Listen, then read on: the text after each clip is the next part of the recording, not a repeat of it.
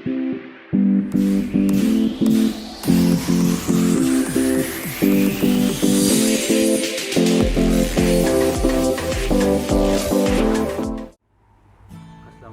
कमल कैसी हैं आप? मैं बिल्कुल ठीक हूँ, आप कैसे हैं? मुझे बताइएगा कि आपने इस चीज़ को कैसे चूज़ किया कि आपको एक्टर ही बनना चाहिए? जैसे हर किसी को शौक होता है कि वो टीवी में आके काम करे, वैसे मुझे भी था। हर किसी को तो नहीं होता, लेकिन हाँ, कुछ लोगों को होता है कि वो टीवी में जाएँ, काम करें और एक्टिंग के जरासीम उनमें होते हैं। तो मैंने कहा घर में बहुत एक्टिंग कर ली है, तो अब मैं बाहर जाके कुछ एक्टिंग करती हूँ। तो हमारे लॉ कॉलेज में हो रहे थे ऑडिशंस। शाह शराबील एक जाना माना नाम है थिएटर के अंदर। तो मैंने स्टार्ट किया था अपना करियर थिएटर से। वहाँ पे मैंने ऑडिशन दिया अपने लॉ कॉलेज में और मैं सेलेक्ट हो गई एक अच्छे लीड कैरेक्टर के लिए। उसके बाद फिर मैंने वो परफॉर्म किया।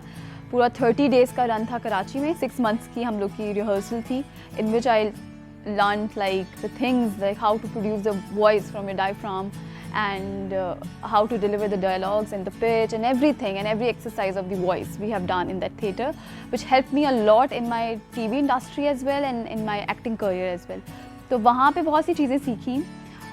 उसके बाद फिर वहीं पे जब कराची रन हुआ एक 22 डेज़ का, फिर इस्लामाबाद हम लेके गए उस थिएटर को फॉर 7 डेज़, फिर हम लाहौर लेके गए for 7 days.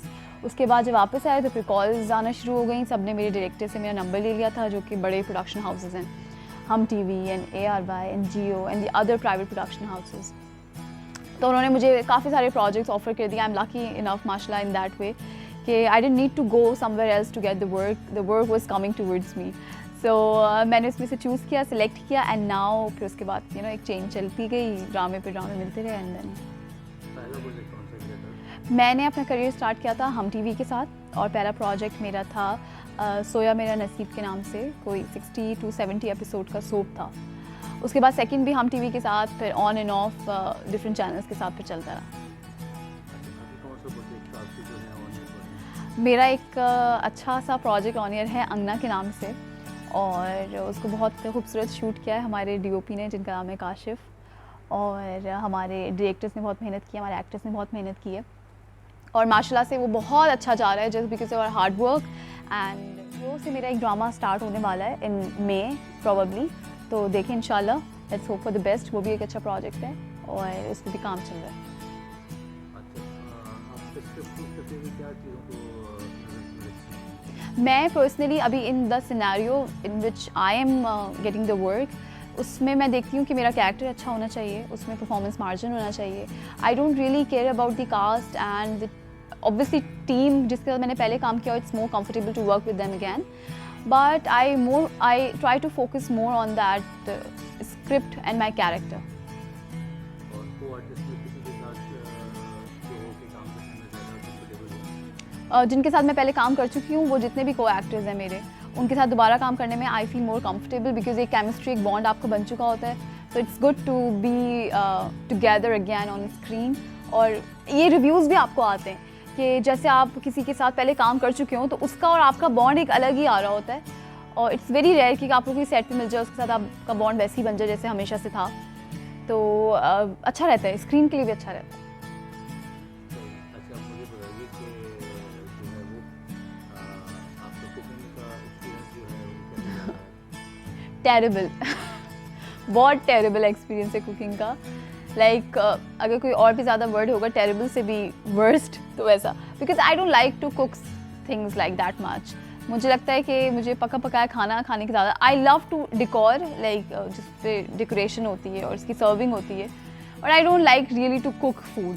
I like to bake items, like मैं केक बहुत अच्छा बेक करती हूँ, I can bake brownies and stuff related to it. Baking का मुझे शौक है, I don't like cooking that much.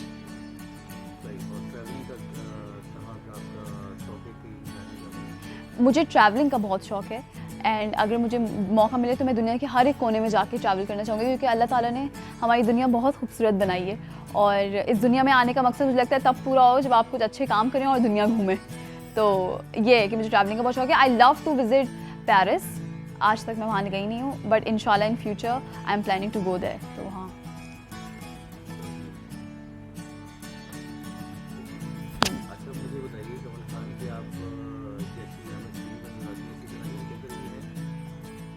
कैसी मैं आपको स्क्रीन पर नज़र आती हूँ? हाँ चिड़चिड़ापन? हाँ, मैं घर पे भी मतलब मुझे लगता है कि घर पे जब आप जाते हैं काम वाम करके तो आपको बहुत लाइट मोड होना ज़रूरी है, क्योंकि घर वाले नहीं एक्सपेक्ट कर रहे होते कि आप बाहर से जितनी भी टेंशन के साथ आ रहे हैं आप उस तरीके से उनको वेलकम करें। और मैं बड़ी लाइवली रहती हूँ घर के अंदर, और मेरे प्लस पॉइंट ये है कि मेरी अपने तमाम बहन भाइयों से बनती है। मतलब जो मुझसे बड़े भी हैं, जो मुझसे छोटे भी हैं, सबसे मेरी इक्वली बनती है, जबकि उनकी आपस में इतनी नहीं बनती, लेकिन उनकी मुझसे बहुत ज़्यादा बनती है। Because I don't know if they feel comfortable talking with me, sharing their experiences with me and all. और अम्मी सब मेरा ये है कि मुझे ये होता है कि जब मैं घर पहुंचूं तो अम्मी मुझे लाजमी चाहिए घर के अंदर ना। जैसे कि अम्मी कहीं अगर बाहर भी निकली हुई होती हूँ तो मैं उनसे कहती हूँ कि आप चलें पूरा दिन बाहर रहें, लेकिन जब the time I entered in the house आप मुझे घर के अंदर मिलें।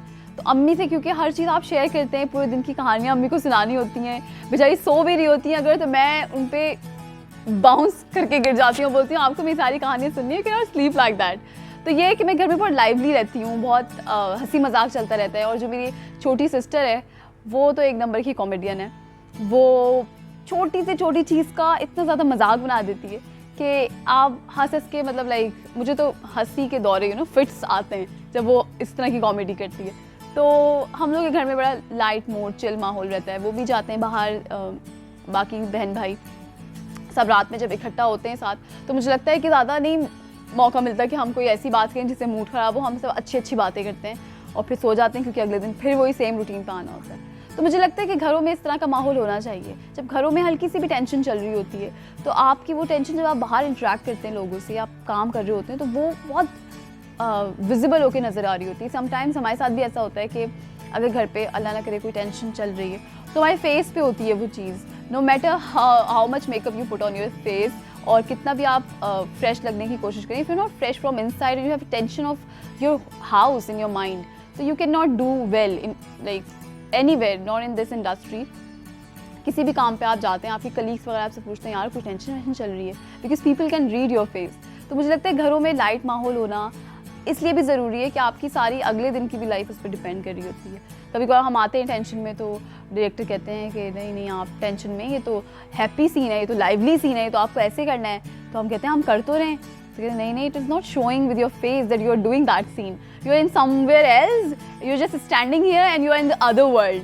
तो यही होता है कि आपके जहन में कुछ और चल रहा होता है। तो ये फॉर मी आई थिंक कि घर का माहौल ऐसे होना चाहिए, अच्छा चुलबुला सा, और सारे बहन भाइयों का बॉन्ड भी ऐसा ही होना चाहिए। और हमें कदर करनी चाहिए अपने उन रिश्तों की जो कि बहुत लिमिटेड टाइम तक हमारे साथ होते हैं।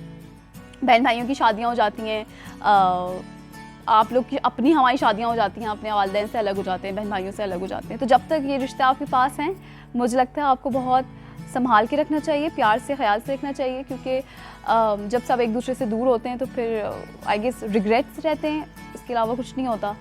और ज़िंदगी छोटी सी है तो हमें चाहिए कि हम इसको हंसी खुशी मिलजुल के गुजारें। सबसे ज़्यादा तंग कौन करता है आपको, बहनों में या भाई में? मुझे मेरी छोटी बहन तंग करती है इन दैट कॉन्टेक्स्ट कि वो मेरे वार्डरोब बहुत यूज़ करती है और मेरे चीज़ें बहुत यूज़ करती है और फिर उनको रखती नहीं है सही जगह पे। एंड मुझे वैसे भी नहीं पर्सनली पसंद कि कोई मेरा सामान इस्तेमाल करे, लेकिन बड़ा मैं दिल पे पत्थर रख के अपनी बहन को अपनी चीज़ें दे देती हूँ और वो फिर उसको सही से ट्रीट नहीं करती है और वापस उस जगह पे नहीं रखती है, तो उसके लिए मुझे मसला होता है। तो मुझे ये नहीं पसंद, ये इस मामले में मैं तंग होती हूँ बहुत ज़्यादा कि उसको ऑफिस जाना है या कुछ करना है, वो मेरी सारी चीज़ें, कपड़े, ज्वेलरी, जो भी उसको चाहिए होता है उसके लिए तो सामने सब मेज़ सजी हुई होती है, वो उस पर से आइटम्स उठाती है, चली जाती है, फिर वापस आके जब रखने होते हैं, जब यूज़ कर लिए होते हैं तो उसको फिर यूँ उड़ाने होते हैं जगह जगह।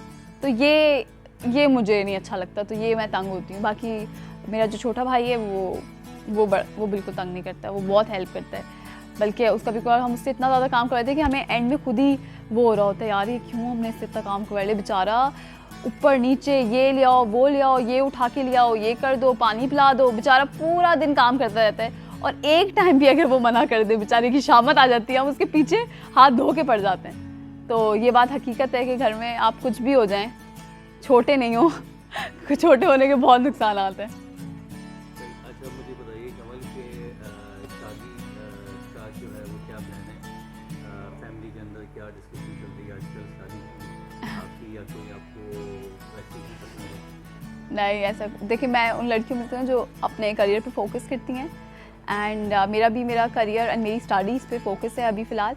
एंड घर में भी यही चीज़ है कि पहले स्ट्रॉन्ग हो जाओ, स्टडी अपनी कंप्लीट कर लो, फिर उसके बाद we can make the decision. I always believe in arrange marriages and because parents can make the wise and sensible decisions for their wards, for their children. And I think that in our generation it is not very common that parents are making the decisions. I'm not against that कि आपको कोई पसंद आ जाता है आप उससे शादी करते, but अगर मेरी बात करें तो personally I believe कि you should let this decision to your parents and they can make the wise and better decision for your future. In future if you feel and you will face any sort of uncomfortable in your marriage life or whatsoever hardships, so your parents will stand by with you क्योंकि उनका decision था, आपका decision नहीं था। तो always go for your parents' choice because you don't know what's good and what's bad for you. वो एक ज़िंदगी गुजार के आए हुए होते हैं, उनका एक्सपीरियंस होता है। So just avail that experience यार, मुझे ये लगता है। और जहाँ तक बात ये है कि शादी और पसंद और नापसंद और कब होगी नहीं होगी अभी नहीं चाहिए, मुझे लगता है कि ये सारी प्लानिंग अल्लाह ताला ने की भी होती है।